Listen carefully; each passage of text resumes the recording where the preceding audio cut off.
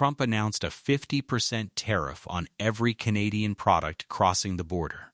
Not 25, 50. The largest single tariff move against an allied economy in modern history. The White House expected Canada to fire back with counter-tariffs. That is what every trade confrontation in the past 80 years had produced. Canada did not fire back. Within 90 minutes, Canada activated a plan it had been quietly building for 19 months, one that never touched the border at all. Over the next 38 hours, the United States lost more than the tariff was ever going to take from Canada. This is the story of what Canada had in its back pocket.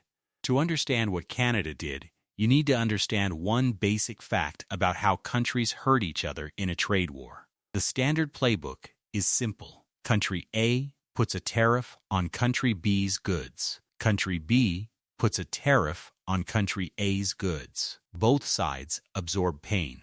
Both sides wait for the other to blink. The United States had been operating this playbook against Canada for 18 months. Trump's team had calculated that Canada would follow the same playbook. The calculation was based on one thing. Canada only receives about 14% of all American exports. So if Canada hit back at the goods layer, meaning tariffs on American products coming into Canada, it would only affect 14 cents of every dollar America sold to the world. Washington had decided it could live with that. The problem was that Canada had decided not to play at the goods layer at all. Think of it this way. Imagine a neighborhood dispute where your much larger neighbor breaks your windows and you break his. He has more windows. He can outlast you. The standard response, matching window for window, guarantees you lose. Canada decided to stop breaking windows. Instead, Canada went to the bank. Here is what that actually means in plain terms. Canada's largest pension funds, the organizations that manage the retirement savings of millions of Canadian workers, hold enormous amounts of American financial assets. Think of it like a very large investor who owns a significant stake in the American economy. When that investor starts quietly moving money out of American government bonds and into other currencies and other countries, the American bond market notices. And when the American bond market gets nervous, borrowing becomes more expensive for the United States government. More expensive borrowing for the government means higher costs across the entire American economy, mortgages, car loans, business loans, everything. Canada had spent 19 months building arrangements with central banks in Europe, Japan, and Australia, letting Canadian businesses route payments through financial systems outside New York. None of this was secret. All of it was in public filings, but it had never been activated all at once, in a coordinated sequence timed to reach the American financial system before the tariff reached the border. Here is where it gets really interesting. When Trump announced the 50% tariff on a Monday afternoon, the Canadian ambassador was in a meeting across town. According to accounts reported by Canadian media, she finished the meeting, walked to her car, and made a short phone call to Ottawa. That phone call set the plan in motion. By Tuesday morning, before most Americans had finished reading about the tariff announcement, Canadian pension funds had begun completing a rebalancing of their American financial holdings that had been in preparation for months. The Bank of Canada activated currency arrangements with European and Asian central banks. Canadian businesses began routing their trade payments through a clearing system in Zurich rather than through New York. Each individual move was routine on its own. Pension funds rebalance all the time. Currency arrangements get activated all the time. Trade payments flow through different systems all the time. But all of it happening simultaneously in a coordinated sequence, arriving in the American financial market 26 hours before the tariff was supposed to hit the border, that was not routine at all. The American bond market, the place where the United States government borrows money to pay for everything it does, reacted immediately.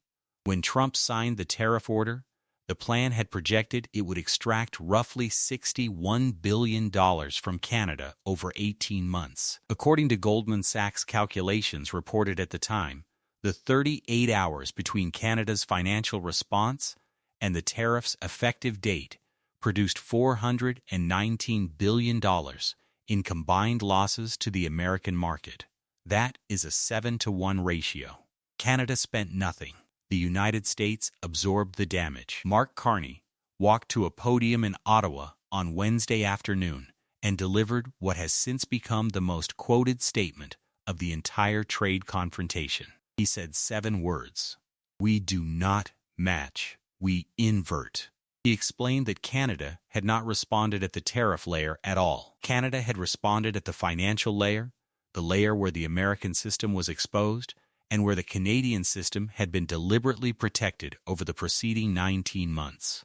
When the Federal Reserve moved to stabilize the situation, it deployed over $400 billion in emergency measures in a single week. 3 major American credit rating agencies moved on the United States government's financial outlook within 24 hours of Carney's statement.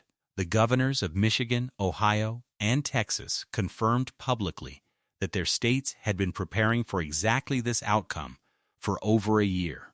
There is another angle that almost nobody is talking about. The most revealing part of this story is not what Canada did. It is what the reaction inside the United States revealed about how little Washington had been paying attention. When the governors of Michigan, Ohio, Texas, and California all confirmed publicly that their state economies had already repositioned themselves around Canada's financial response, that their automotive sectors, energy companies, and agricultural cooperatives had spent the previous year hedging against exactly this outcome, it meant something important. It meant that American businesses understood what was coming before the American government did. The CEO of General Motors confirmed the company had completed financial preparation the previous quarter. The CEO of Ford confirmed the same. The CEO of Boeing confirmed parallel positioning. The U.S. Chamber of Commerce, the National Association of Manufacturers, and the American Farm Bureau issued a joint statement within days calling for a congressional review of why American escalation planning had ignored what Canadian financial filings had been openly describing for 18 months. Trump did not impose the 50% tariff because he had a detailed plan for what would happen next. The tariff was announced as a pressure move, the assumption being that Canada would absorb the hit, scramble to negotiate, and accept worse terms than it would have accepted without the pressure. That assumption was wrong. Not because Canada got lucky, because Canada had spent 19 months making sure the assumption would be wrong, and had done it entirely through public, disclosed, routine financial transactions that anyone reading Canadian regulatory filings could have seen coming. Warren Buffett, according to reporting at the time, described the strategic failure with characteristic directness. He said the most expensive moment in any confrontation is the moment you discover the other side has been preparing for a different fight than the one you announced. The United States had been preparing to win a tariff fight. Canada had decided not to have a tariff fight.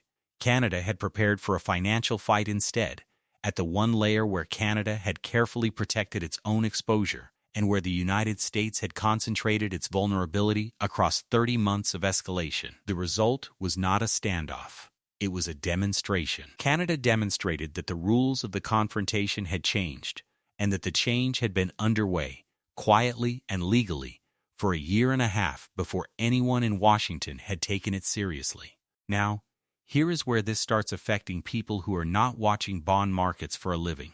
If you live in Michigan, and your neighbor works at an auto plant, the supply chain running through that plant crosses the Canadian border multiple times before a single vehicle rolls off the line. When the financial system that supports that cross-border relationship gets disrupted, even for 38 hours, the cost shows up in production delays, in financing costs, in the price adjustments that get made quietly and then show up on the sticker 6 months later. If you are a homeowner in Ohio and you are carrying a mortgage, the interest rate on that mortgage is connected to what it costs the United States government to borrow money. When the American bond market moves 109 basis points in a single week, which is what happened during the 38 hours of Canada's response, that is the kind of movement that filters through the entire lending system within months. It does not arrive as a headline. It arrives as a slightly higher rate on your next refinancing, a slightly higher monthly payment on the next car you buy, a slightly higher interest cost on the business loan your employer is trying to close. The people who felt this most immediately were the 614,000 American workers in automotive, steel, agriculture, energy, and aerospace, whose industries depend on the integrated Canada-US supply chain. Those are not Canadian workers. Those are American workers in American states whose livelihoods are connected to a relationship that the White House had decided to treat as a one-sided source of American leverage. The tariff was announced to help American workers. The financial disruption that followed was absorbed entirely by the American economy. Canada had successfully routed around the damage at the goods layer by preparing for 19 months. American workers had not been given the same 19 months to prepare. So here is the question. The tariff took effect at midnight on Thursday. By the time it did, the disruption it was designed to create had already arrived in the American financial system, not the Canadian one. The scenario that played out over those 38 hours revealed something that is now being discussed in every serious trade analysis published since. The United States had been operating on the assumption that Canada's only options were to absorb pain or to match. Canada had spent 19 months building a third option, and the third option did not require Canada to fire a single retaliatory shot at the goods layer where Washington was watching. The debate now running through Washington is not about whether Canada's response worked. The numbers settled that. The debate is whether the American political system can update its assumptions about what confrontation looks like when the smaller party stops matching and starts inverting. Some will argue Canada got lucky, that the conditions that made this work cannot be repeated. Others will argue Canada built those conditions deliberately over 19 months using public filings and routine transactions. The gap between those two readings is the gap between a one-time event and a permanent change in the rules. Drop your answer in the comments. The Canadian side of this story is on our partner channel, the Canada side.